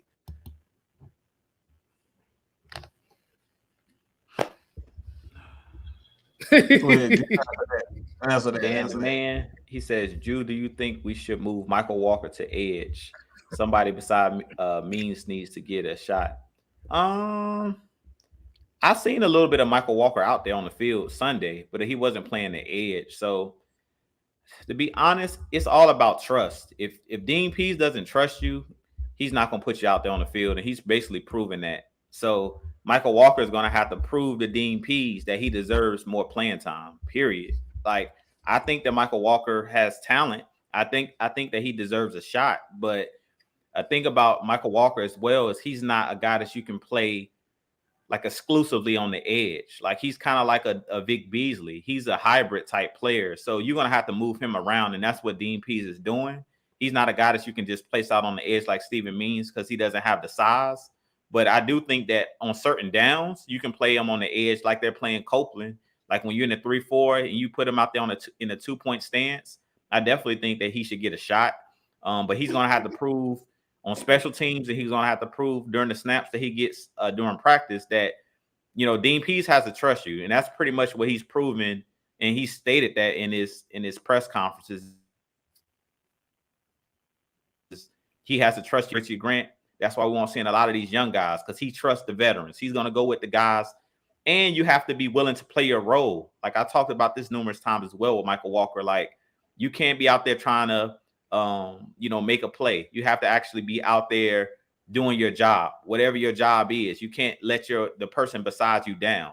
So if your job is to set the edge, that's what you need to do. Set the edge. You can't jump out of your gap. If you're jumping in and out of gaps and stuff like that, that affects all 11 guys that's on the field or the other 10 guys that's out there on the field with you. So I think that Michael Walker has a chance, and I think he will get a fair opportunity because they've shown if you step up in practice, if you prove to them, you gain their trust, I think that Dean Pease is going to play all of these guys. And he talked about that. If you guys go and look at his presser, where he talked about the secondary, and he said basically because Isaiah Oliver got hurt, he said nobody was going to beat out Isaiah Oliver for that nickel role. But now he said that all of these guys are kind of playing well. So he's mixing and matching. And that's why we've seen Avery Williams. We've seen Jalen Hawkins, getting playing time. We've even seen Richie Grant in the last couple games get some snaps on the defensive side of the ball. So I think Michael Walker will get more playing time. He just has to prove to Dean Pease that not only he understands what his role is on the defense, but he has to prove to Dean Pease that he's going to do his job, and he's not going to actually try to just make a play when he's out there, but he's going to actually do the job he's asked to do on that particular play. Because that's what Dean Pease, he's a stickler for do your job. That's why he was in New England. Do your job. Don't worry about trying to make an interception or jumping into someone else's gap, trying to make a sack. He wants you to do what your job is on that particular play. And he talked about when he came in having players that not only are athletic, but also players that are cerebral and players that are smart and understand the scheme. So I think that's the biggest thing with Michael Walker. I don't think that he's proven to Dean Pease yet that he deserves, that starting role. But I would give him a shot. I mean, I would give him a shot because Steven Means, we know what Steven Means is. ATL, go, hey, sack, yay! That's Steven Means right there.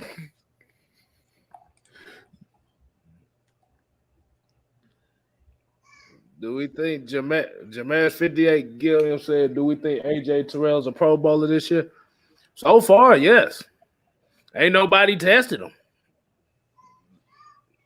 Like, if you actually look closely at these Falcon games, this secondary really doesn't get tested beat deep like that.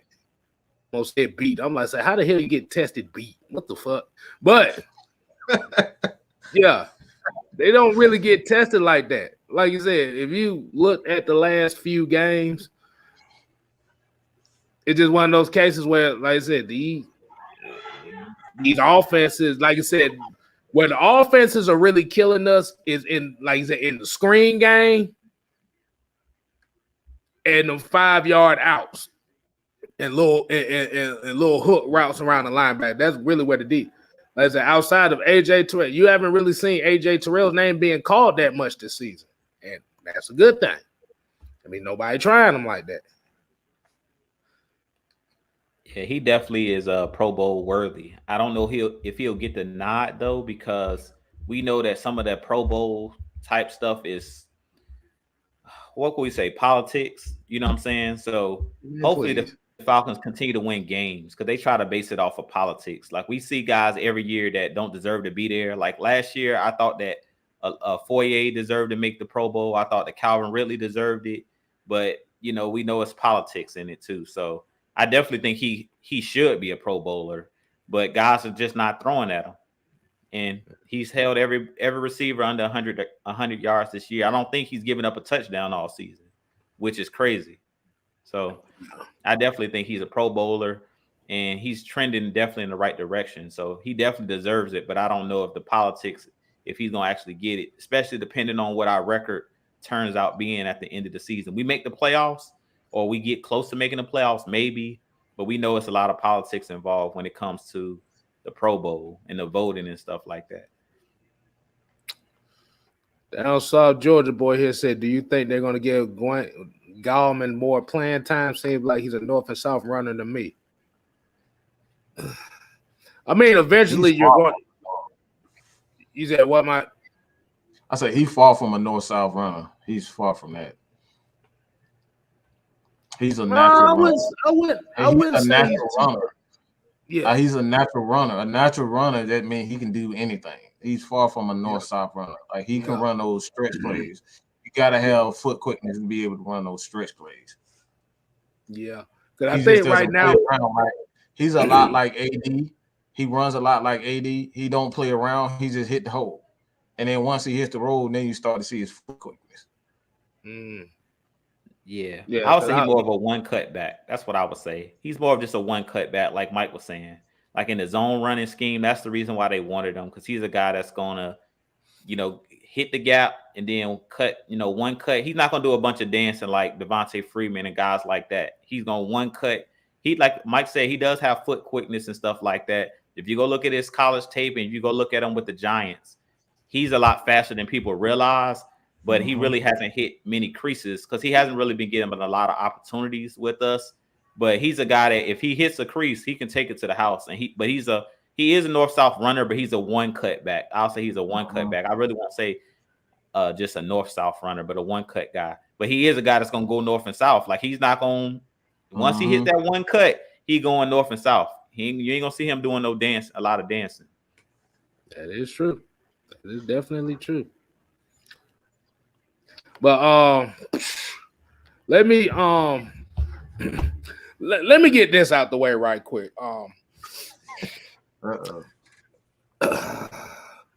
Let's just say I told y'all so that this might have happened again. But apparently the official committee done released playoff rankings for the college football game. Did y'all see did y'all see what they said the initial list was gonna be? Did you see it, Mike? I have not. Guess who they got number 2 right now? Alabama. Yep, Alabama, number 2. Over Cincinnati, who was just number 2. How? Remember, Cincinnati was number 2 going in this week. They talking about they might drop them down to 6. We know how the committee, as I said again, politics.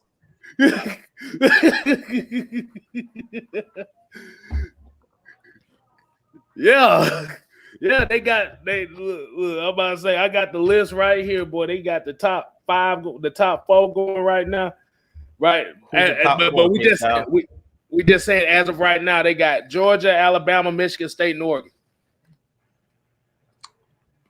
I figured that would happen. I already knew that was going. I say Alabama was going to end up being in the top 3 sometime after losing the test. Now, like they going to be in the top 3 within the next few weeks. They just gonna make sure Alabama in that playoff, boy. They ain't gonna. How you lose to Texas Tech and then you turn around and beat number two? Huh? Like how that work?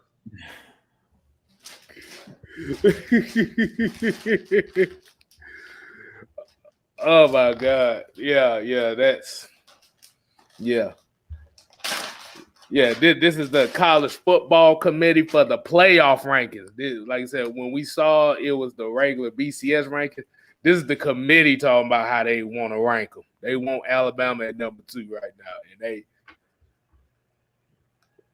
really want the only team that lost the game. But let's get the closing. All right. We go. I guess that just killed the whole. I'm like, how the hell you lost? Okay, you lost, and you tell me you overtook Cincinnati. Come on, bro. Like, let's be real. Stop. Stop. Boy, them dumb NCAA people, boy. Look, man, they some crooks. Cause I'm about to say when Alabama beat Texas A&M, Texas A&M was unranked, right? Or were they low ranked when they beat? I think they were in the top 25. They was top. I think they were top 25, but like it was low. But still, that shouldn't. I told you, boy, Alabama will be the first damn college football team to lose 4 games and still make the playoffs, boy. I'm telling you, boy. I'm telling you. You ain't lying. Though. They could lose. They could have a losing record and still be in the playoffs. That's how crazy that shit is.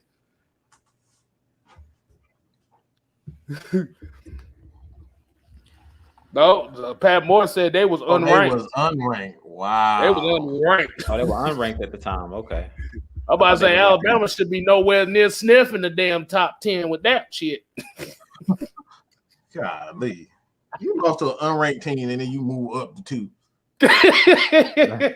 I told you, boy, they wanted that. I told you they want to see Georgia and Alabama so badly, bro. I'm telling you.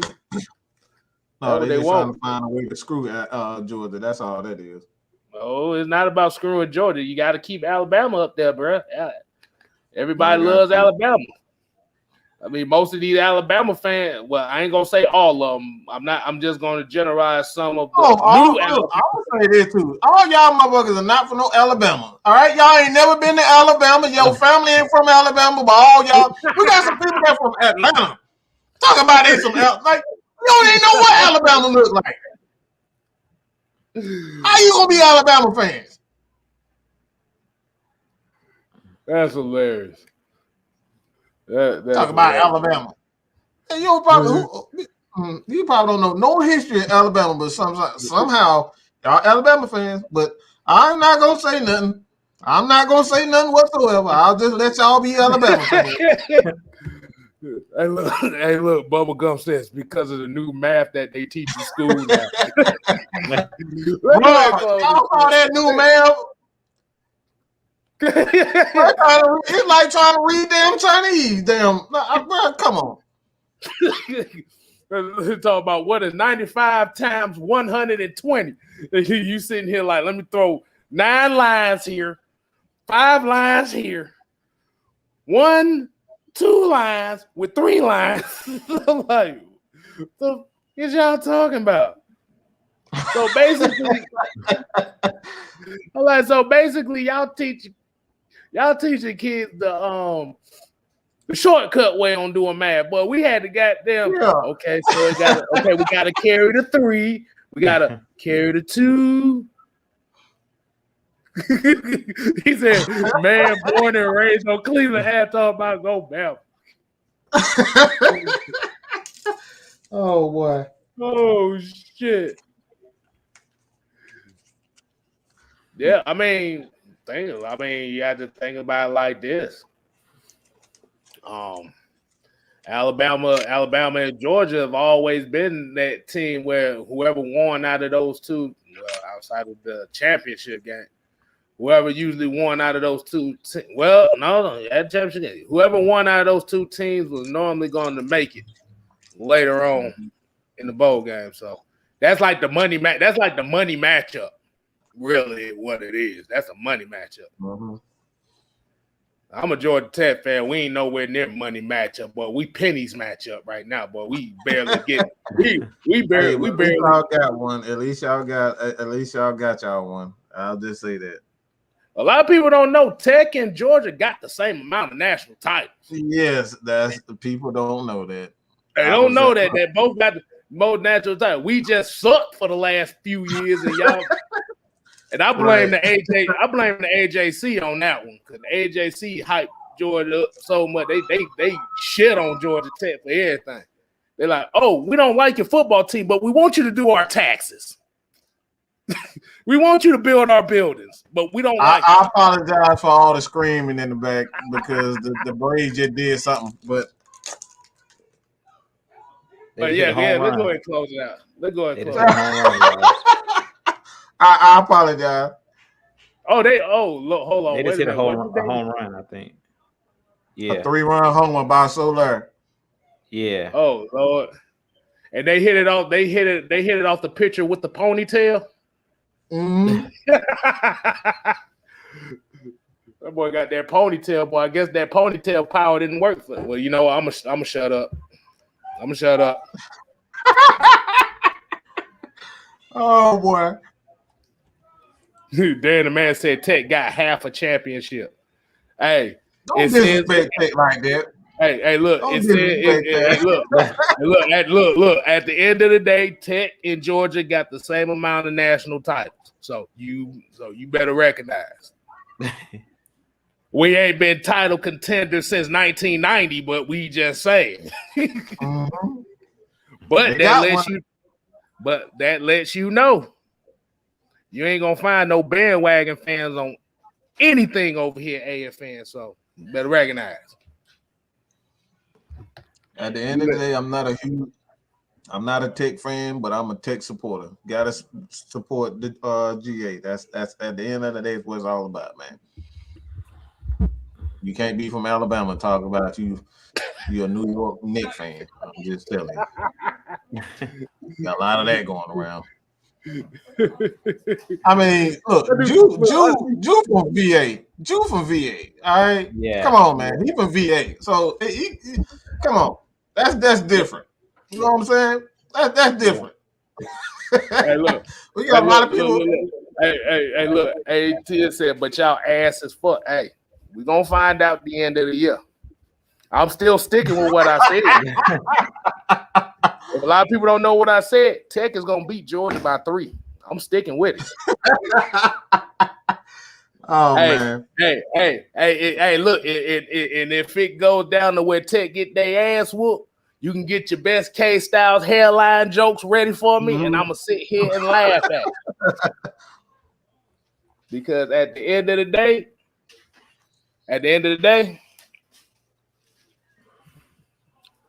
I ain't getting away from my position where I'm at right now. So hey, Anime, see, she trying to kill me already. Ouch! Oh Lord. See, it's a murder scene. She tried to kill me, bro. Y'all saw that on live stream. I'm about to say y'all can watch the game. Goddamn it, I might stream the game and watch it with y'all so y'all can see my goddamn. I just let y'all know. Texas beating that ass by 3, and your national title hopes is gone. Man, I'll be like, all right, we gotta close this up now. go ahead, close the show, man. All right, dude, go ahead. All right. Well, we want to thank y'all for tuning in as always. Like we said, it's hate week. We know we got the Saints on Sunday. Look, in New Orleans, and we know that this team, for whatever reason, plays better on the road. So we're gonna hope that we can keep that mojo going on the road. We can take this show on the road. As you guys know, I'm not, as KStylzz or Mike said, I claim Virginia as home, but I'm from Chicago originally. All my family's in Chicago, but my pops was military, so I grew up in Virginia. So Virginia is home. So shout out to everybody in the chat. I seen somebody saying Virginia in the building. Yeah, shout out to Virginia, as y'all know. So I'm a transplant. I got teams everywhere. Virginia didn't have no NBA team, no NFL team. So I'm a Falcons fan because of Michael Vick, who was from VA. I'm an Auburn fan, and we'll talk about that another day, of how I became an Auburn fan. I'm a Cincinnati Reds fan in baseball, and then I'm a Cleveland Cavaliers fan. So I'm all over. We stretched all over the place. You the definition of a military baby right there, boy. That's it. Right. You got a team in every region in this. Yeah, it's a melting pot. So yeah, but at the end of the day, tonight I say go Braves, because I know y'all been waiting for this for 26 years, and since I'm an Atlanta Falcons fan, and the Falcons and Matt Ryan, they haven't really been backing the Braves because they're in the city. So shout out to the Braves. Hopefully they pull it out tonight, because I don't want to see a Game 7. So go ahead and shut them out tonight, Braves. Go ahead and bring the championship bring that good mojo back to the city of Atlanta, so it can rub off on the Falcons, so it can rub off on the Hawks, so it can rub off on all of the Georgia teams, the Bulldogs, the Yellow Jackets, so it can rub off on them guys. Because when you bring a championship to the city, it's special. It's special, especially when you have that parade and it uplifts the city. So shout out to you guys. We appreciate you guys tuning in. Like I said, everybody, all the guys here plug Mad Mike Sports, Jew Talk Sports. Y'all hit that like, subscribe button. 6-Man KStylzz, y'all hit that like and subscribe button.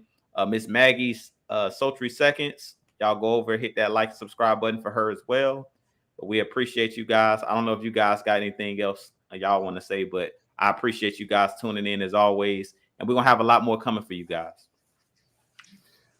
Hey, you always say definitely appreciate everybody tuning in. Like I said, Falcons, Hawks, Georgia Tech, Braves, Atlanta United. Yeah, so you already know where the allegiances lies, because that's why I got the 2 Z's in the KStylzz this time, because you get my Georgia Tech in there. Jackets. Yeah, hey, and I'm mad that everybody in the chat was talking about Maggie T choked that motherfucker out. I see what y'all was saying in there. That's some bullshit. Y'all gonna be accessories to the murder, bro. Shit. You can't take 1/3 of the damn heavy hitters out like that. Come on, man. Y'all she said she tried to get rid of me and get a new guy for the heavy hitters. That's what she tried to do. She said Georgia Tech. She said no, Georgia Tech. Oh no, let's kill him now. That's what she was doing. But definitely we appreciate everybody doing here, man. Like I said, hey, this definitely is rivalry week. I mean, we've had plans for the meet and greet, but unfortunately, stuff didn't go the way we planned. This is what we're talking about. You got to goddamn watch the people that you associate with, because motherfuckers be on that bullshit every now and then. But like I said, we appreciate everybody. Like I said, you follow your boy 6-man KStylzz on the road to 600. Got 85 away from that. It's been kind of slow on the subscribes, but I appreciate everybody watching the video. People are watching the videos. I just need folk to subscribe too now. But I think the reason why people don't subscribe is because I'm a Georgia Tech fan. Let's just be honest with you. That's why they don't subscribe. They're like, oh, hell no. You a dweeb. Wow. But now I'm just joking. Not just joking. But for real. But for real though, like I said, just appreciate everybody. Like I said, I appreciate the 515 right now. Like I said, AFN's on the road to 2K. You make sure y'all subscribe to that. Share all these content, share all the links and stuff to everybody's channel. And if you haven't subscribed to it, make sure you subscribe to it, man. We trying to do things around here. We got the algorithm doing well for us right now. Just try to get to that next level, man. This is what it's all about. Hold on, I just seen a stat that says New Orleans has sat back around 36 times in the last 4 years.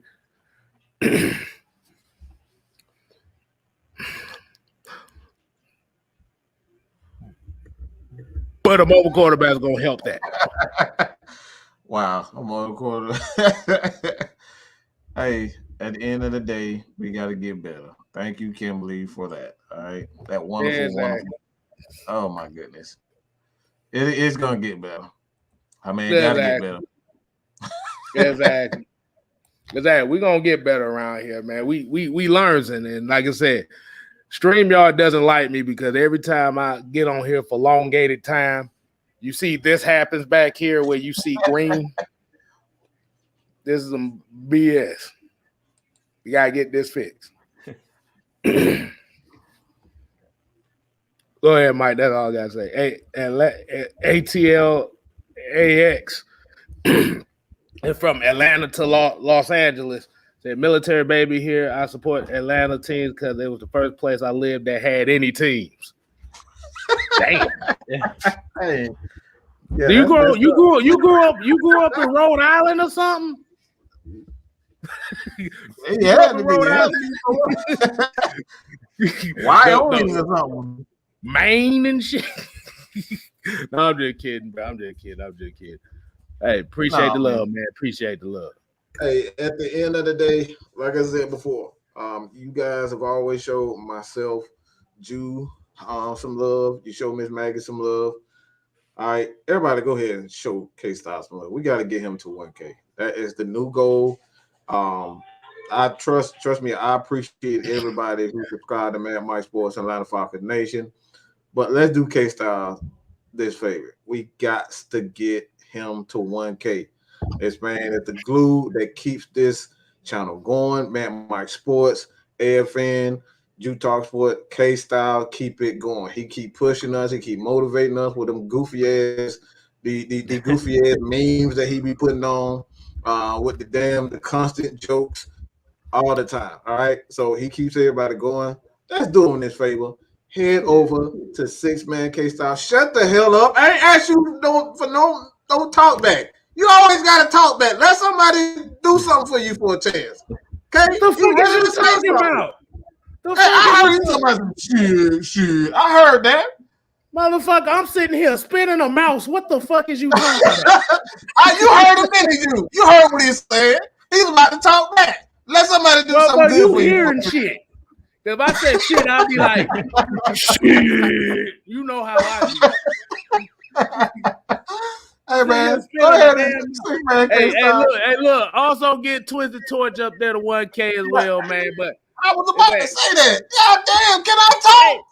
Hey, the hell no, motherfucker. You over here starting shit. That's what you.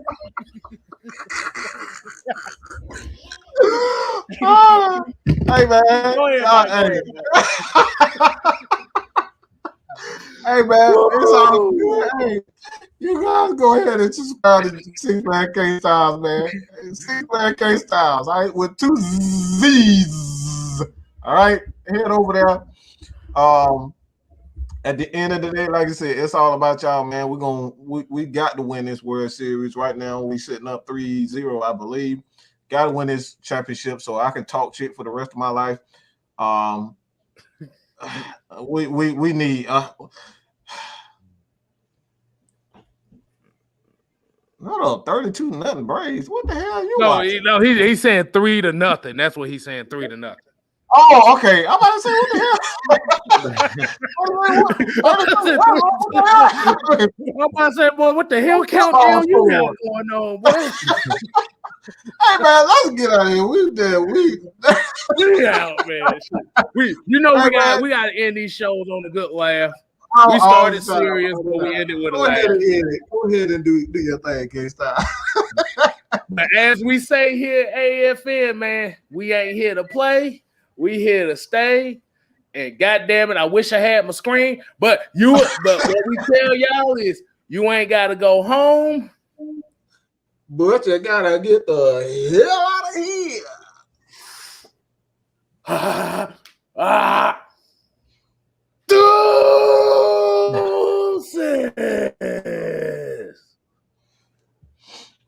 I swear to God, that well, I'll tell you, boy, I'm be talking like damn Eartha Kitt around here. I keep saying that shit.